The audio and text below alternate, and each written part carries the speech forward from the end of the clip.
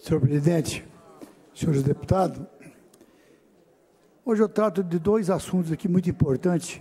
O tempo é um pouco escasso, mas vou tentar, com brevidade, colocar. Hoje, dia 19 de abril, é o dia que comemora o Dia dos Indígenas, do nosso povo primitivo, que assim que quando o Brasil foi descoberto já residia aqui. E de manhã eu liguei a televisão e ouvi uma entrevista de um assessor dos povos indígenas de Mato Grosso do Sul, doutor Eloy. E com muita atenção ouvi a sua entrevista. E ele colocou que tem vários e vários processos no Mato Grosso do Sul e que ele acionou na FUNAI um corpo jurídico para tratar dos assuntos e dos processos que existe aqui no Mato Grosso do Sul. Primeiro, eu entendo que o que ele colocou está correto, porque se ele vai acionar um corpo jurídico para tratar dos assuntos das invasões de Mato Grosso do Sul, que são mais de 120 invasões de terras tituladas de propriedade legítimas e que muitas das propriedades continuam trabalhando, dando emprego, gerando renda, produzindo e parte da área ocupada há mais de 20 anos. Então, quando ele coloca que tem que arrumar um corpo jurídico para estudar esse assunto, eu entendo uma importância fantástica, porque tem uma fazenda no município de Juti, que aos meus 27 anos, eu já estou com 80 e tantos, eu fui funcionário dessa fazenda e ajudei lá na formação das pastagens, que é a Fazenda Brasília do Sul, de um grande amigo meu que faleceu aos 103 anos, o senhor Jacinto Honório, mas a família é proprietária. E essa fazenda, ela divide a invasão com a produção. Ela divide a produção de soja, a criação de gado e parte da fazenda ocupada por invasores lá no município de Juti. Então, eu entendo que o governo federal, quando há uma invasão numa propriedade privada, legalizada, com posse, com domínio e com título do Estado, é uma agressão muito forte. E quando o índio, na minha visão, entra numa propriedade em busca do seu possível território, desde o ano de 1500, quando o Brasil foi descoberto, ele está fazendo uma coisa não em seu nome, ele está fazendo uma coisa, na minha visão, em nome do maior mandatário do país, que é o presidente da República. Porque o índio, ele não tem propriedade, ele não tem título. Toda a terra que invadem e que judicialmente, possivelmente, ela pode se transformar numa terra de ocupação indígena, ela vai ser incorporada no patrimônio da União e o índio vai ser usufrutuário. Então, a invasão para transformar uma terra pública em terra privada da União é uma agressão, na minha visão, do governo federal. Então, eu entendo que o governo federal, ele deveria fazer com que os dois segmentos andassem juntos, tanto os índios como o setor produtivo.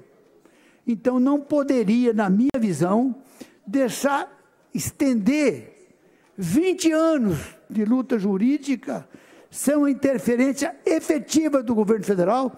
Não estou falando do atual, porque o que saiu poderia ter feito, ou ter desapropriado a bem do serviço público ou de utilidade pública, poderia ter, igual Dois Irmãos do Buriti. Está aí 17 mil hectares, rolando há anos, invadida, depredaram, queimaram, destruíram, não aproveitaram nada os índios, e os proprietários estão fora das fazendas, e alguns convivendo. 1.000 hectares de terra, 200 hectares da fazenda ocupada pelos índios, e 800 hectares ocupados pelo dono realmente com escritura centenária. documentada pelo governo. Por quê? A primeira lei feita no Brasil para proteger os índios foi em 1910, que foi criado o Serviço de Proteção aos Índios. Isso se estendeu até o governo militar, em 64, quando o governo militar tirou as propriedades dos índios, que era tituladas etnia como qualquer produtor rural. A única coisa que o produtor rural, quando, depois da proclamação da República, que veio aqui para poder, criou o Mato Grosso e mandou com que as pessoas viessem aqui para desenvolver, progredir e criar esse estado maravilhoso, como é o Mato Grosso do Sul, que vieram os mineiros, os gaúchos, os nordestinos, e aqui tem uma grande família de todas as pessoas de vários estados, titulou, vendeu e recebeu. Os índios não. Os índios demarcou os territórios dos índios, entregou o título às etnias. Eu tenho os documentos. A Reserva Indígena de Dourados, criada em 1917, quando chegou em 94, mandou medir e faltou 100 e poucos hectares, porque media na treina e hoje mede com GPS. Então hoje tem as invasões entre a reserva indígena e a cidade de Dourados, que outro dia invadiram um condomínio com os construtores todos lá trabalhando, os funcionários, para construir um condomínio. Houve uma invasão, foi preso. Hoje, a presidente da FUNAI, que eu não sei se ela entende alguma coisa, se ela pode ajudar nada aos índios. Ela disse que viria em Mato Grosso do Sul para ver a prisão dos índios. E o que eu tenho de notícia verídica, que não tem nada a ver com os índios da Bororó e nem da Jocapiru. Foram 6 ou 7 paraguaios que veio lá de Ponta Porã, invadiram o condomínio e foram presos. Isso é notícia que eu tenho. Então, nós precisamos de saber o que é certo e o que é errado. Não pode ter nada errado do setor produtivo, não. E não pode ter nada errado do lado dos indígenas. Ainda mais quando os indígenas, que hoje comemoram o seu dia, ele teria que ser respeitado pelo governo federal. Ele devia ser respeitado por todos nós, que são cristãos como nós. Mas, como comemorar? Você vai na reserva indígena em Dourados, ela é populosa. Mas vocês vão lá, o que não tem residência é um matagal de braquiária.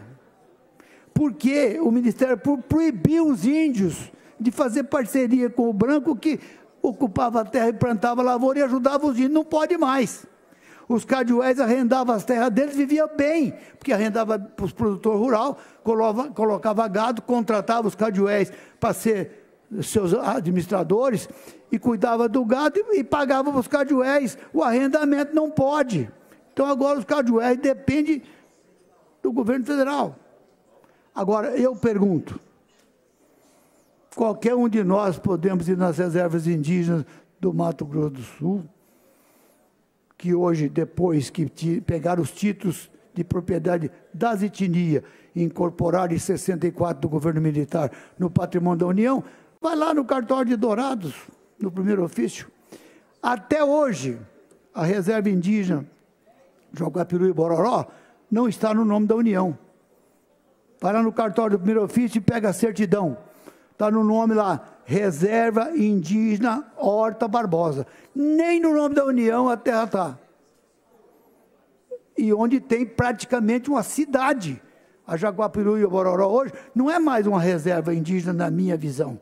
Ela é uma parte da cidade de Dourados, que precisa de fazer investimento de saúde. Lá fizeram, no governo da presidente Dilma, ou no segundo governo do presidente Lula, construíram uma vila olímpica, lá na reserva indígena. Só que não puseram ninguém para cuidar, não puseram ninguém para zelar.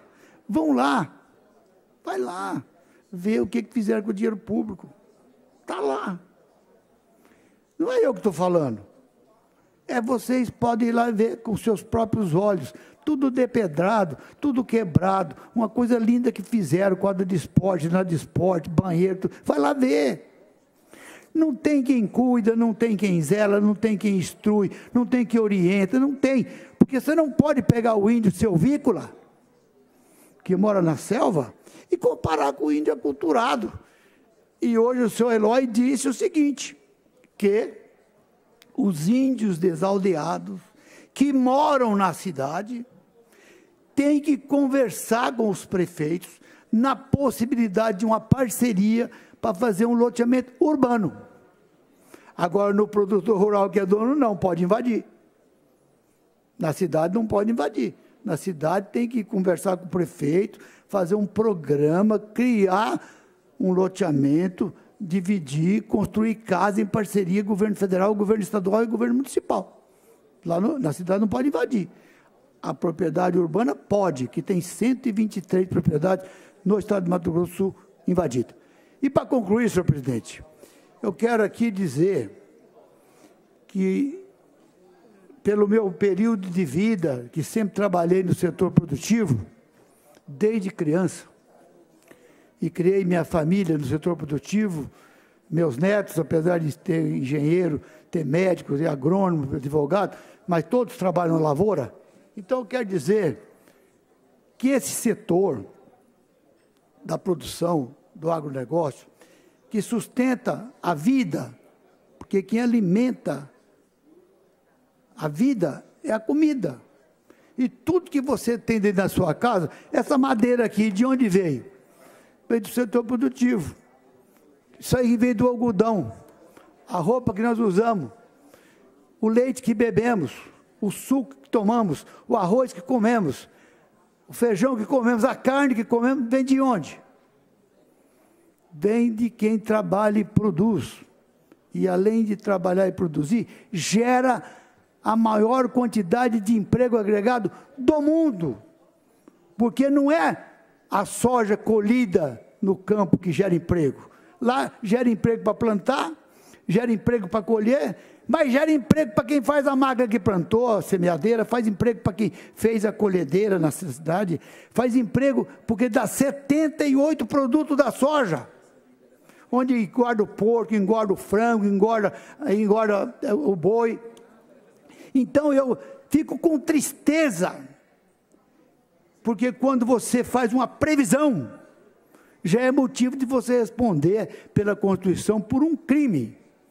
E eu noto com tristeza a declaração do Stedley, na companhia do presidente Lula, na China, dizer do abril vermelho, e que irá haver invasões, sim, em propriedade rural. Isso eu olho com tristeza. Por quê? Se o governo federal, que está na Constituição, e o produtor rural tem que cumprir uma meta, se ele não produzir, se ele não tiver tantas cabeças de gado, tantas sacas de soja, tantas de milho, na propriedade dele for improdutiva, a propriedade é passível, sim, a ser desapropriada, paga-se a benfeitoria para o produtor rural e paga-se a terra nua em 20 anos com TDA. Beleza. Mas quem tem que decidir? Porque tem o satélite. Aqui nós podemos usar 20%. No Mato Grosso pode usar 50%. E na Amazônia pode usar 20%. 80% que mora na Amazônia tem que preservar. Lá atrás, quando João Figueiredo foi presidente da República, que distribuiu terra no norte, e disse, vai lá no norte, abre, planta que o João garante. Podia usar 50%. Agora, os 50% que ele abriu há 50, 60 anos atrás, ele tem que plantar floresta em 30%, porque ele só pode usar 20%. É melhor dar a terra no governo. Se eu tivesse uma terra na Amazonas, que eu não tenho, se fosse para usar 20%, eu pegava a terra e fazia uma doação para o governo federal. Preserva, porque não tem como eu viver para trabalhar, produzir, pagar minhas despesas, criar minha família, usando 20% de uma coisa que eu tenho que pagar 100%. Então, eu acho que alguma coisa, eu espero que ilumine a cabeça do ministro da Agricultura, que ilumine a cabeça do presidente Lula, desejo que ele faça um governo para todos os brasileiros. Sou contra veementemente o que aconteceu no dia 8 de janeiro. Não é aquilo que desmoralizou nós brasileiros perante nós mesmos e perante o mundo. Não é daquela forma que vai construir uma democracia. E a democracia, na minha visão, é o melhor regime do mundo. Apesar de que hoje já querem limitar o que eu devo falar, o que eu posso falar e o que eu não posso falar. Então, eu vim aqui com tristeza dizer que o seu Eloy falou de arrumar um corpo jurídico, está certo. Se ele vai arrumar um corpo jurídico, é para fazer as coisas dentro da lei. Meu querido e amigo ex-governador, meu amigo do coração, fui deputado do seu mandato por 8 anos.